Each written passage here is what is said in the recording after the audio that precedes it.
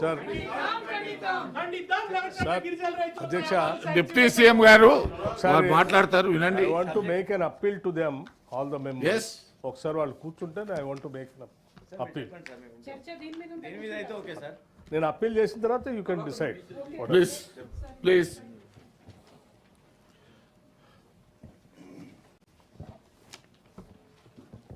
అధ్యక్ష, ఇది పెద్దల సభ.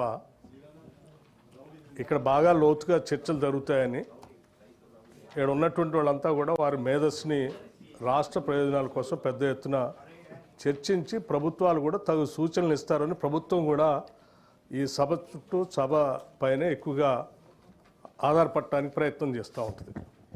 మేము కూడా ఈ సందర్భంగా సభలో ఉన్నటువంటి గౌరవ సభ్యులందరికీ నేను ఒకటే విజ్ఞప్తి చేస్తూ ఉన్నాను. చాలా ఔన్నత్యం కలిగినటువంటి సభ, పెద్దల సభ.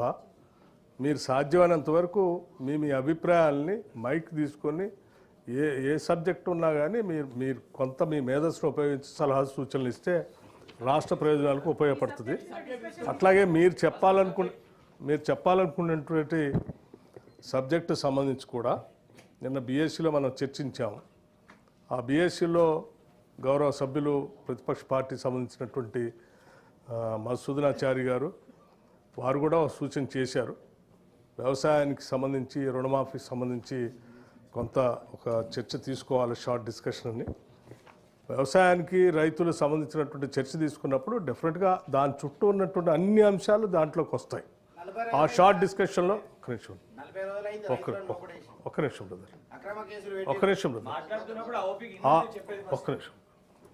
దానికి సంబంధించి అందులో మీరు లోతుగా మీరు చెప్పాలనుకునే అంశాలన్నీ చెప్పొచ్చు. ఇప్పుడు మీరు లేవనెత్తిన అంశం కూడా దాంట్లో చర్చించవచ్చు.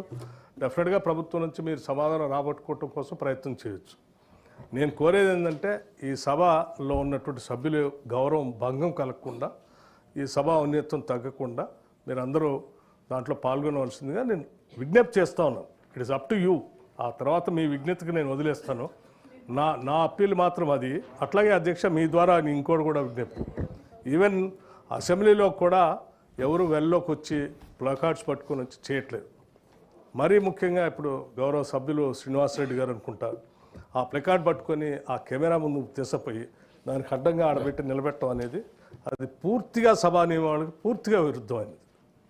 పూర్తిగా సభని కించపరచడం, లేకపోతే సభా నియమాలు అంటే సభ అంటే కూడా ఏమాత్రం గౌరవం లేనటువంటి ఒక విధానం. ఇది సభకి శోభనివ్వదు. అధ్యక్ష, మీరు చెప్పండి. ఇటువంటి సరే సభ్యులు కొత్తగా ఉండొచ్చు, మరి తెలిసి ఉండకపోవచ్చు, కానీ భవిష్యత్తులో అటువంటి చేయవా మీ అభిప్రాయాలు మీరు ఈ సభలో ఎప్పుడు కూడా ప్లేకార్డుల ప్రదర్శన కానీ వెల్లోకి వచ్చిన సంఘటనలు గతంలో లేవు. ఇది మంచిది కాదు. మీరు మీ అభిప్రాయాలు చెప్పండి. నాట్ ఎట్ ఆల్ వారంటీ అధ్యక్ష. ఇది నాలుగు కూడలి మధ్యలో మనం అరుచుకునే విధానం కాదు. మీరు మాట్లాడే సందర్భంలో బాగా చెప్పొచ్చు. అలాగే ఉంటే డెఫినెట్ గా తెలవడని తెలిసినాక రూల్స్ మీకు తెలిసిన తర్వాత కూడా చేయడం సరైనది కాదు. చెప్పండి. అది పక్కకి పెట్టి మాట్లాడండి. అది పక్కకి పెట్టి మీరు మాట్లాడండి. మనం అందరం కూడా ప్రధానంగా ఇక్కడ ఉన్నటువంటి గౌరవ సభ్యులందరూ కూడా రైతు కుటుంబాల సంబంధించినటువంటి అత్యధిక ఓట్లతో గెలిచి వచ్చినటువంటి వాళ్ళు అధ్యక్ష. ఈరోజు ఈ అంశానికి ఉన్నటువంటి ప్రాధాన్యత రీత్యా నిన్న కానీ మొన్న కానీ బీఎస్సీలో కానీ మేము అత్యంత ప్రాధాన్యత కలిగినటువంటి అంశంగా దాన్ని భావిస్తూ ఉన్నాం. అదే విషయాన్ని మీ దృష్టికి తీసుకురావడం జరిగింది.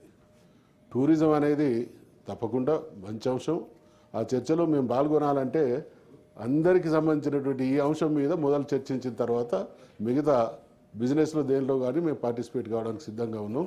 కాబట్టి దయచేసి లఘుచర్ల రిలేటెడ్ ఇష్యూ మీద డిస్కషన్కు తాము పర్మిషన్ ఇవ్వాల్సిందిగా కోరుతాం.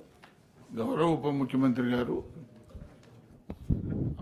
ఆనరబుల్ డిప్యూటీ చీఫ్ మినిస్టర్ గారు, ప్రతిపక్ష నాయకులు చెప్పారు, మీరు ఎప్పుడు ఈ చర్చ షార్ట్ డిస్కషన్లో బీఎస్సీలో మీరు డిస్కస్ చేశారు. అజెండాలో పెట్టేసి రైతు వ్యవసాయానికి సంబంధించినటువంటి ఇష్యూ వచ్చినప్పుడు డెఫినెట్గా దాందే నేను చెప్పేది ఇచ్చిన అడ్జస్ట్మెంట్ మోషన్ అదే కదా. మేము ప్రభుత్వం కూడా సిద్ధంగా ఉంది దాని మీద సమాధానం చెప్పడానికి. చర్చ జరగాలని కోరుకుంటున్నాం అధ్యక్ష. మాకేం ఇబ్బంది ఏం లేదు. But it has to come in proper ఫార్మెట్లో రమ్మని చెప్తా ఉన్నాం, అంతే తప్ప మాకేం వేరే గవర్నమెంట్ థ్యాంక్ యూ. తర్వాత నిన్న బీఎస్సీలో చర్చ జరిగిన తర్వాత ప్రభుత్వము ఏ డేటు ఎప్పుడు ఏ సందర్భంలో ఎట్లా చేద్దామనేది మీరు డేట్ ఫిక్సప్ చేయండి, అక్కడ ఇక్కడ డిస్కస్ చేయడానికి ఎవరికి ఏం అభ్యంతరం లేదు.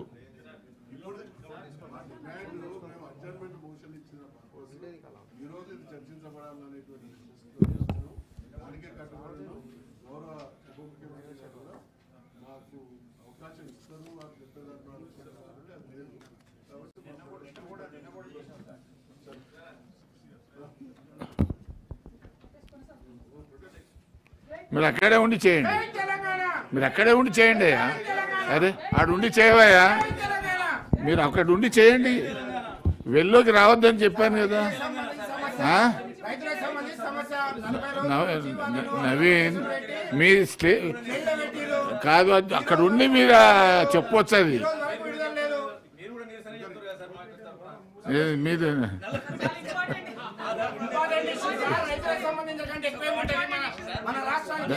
Please go to your seats. మీరు అక్కడి నుంచి మీరు మాట్లాడండి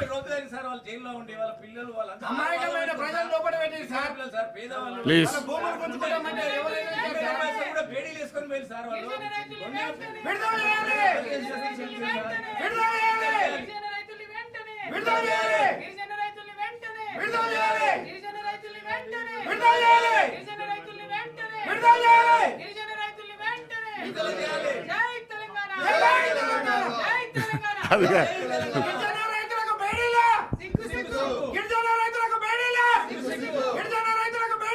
రేపటి వరకు నీ గొంతు పోద్ది, రేపు వాళ్ళ మాట్లాడలేవు.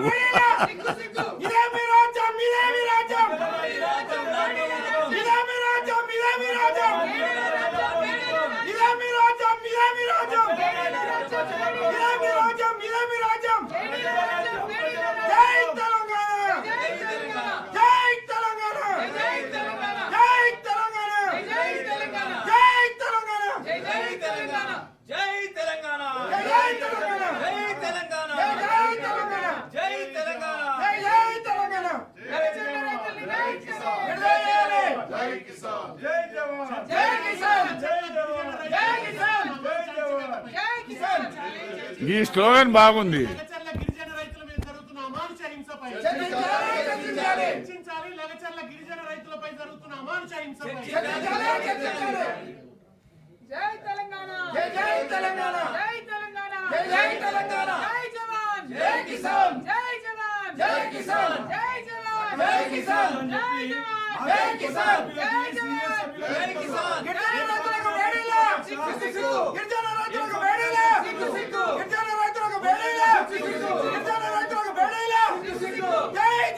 The House is adjourned to meet again 10 a.m. on Wednesday, the 18th December 2024.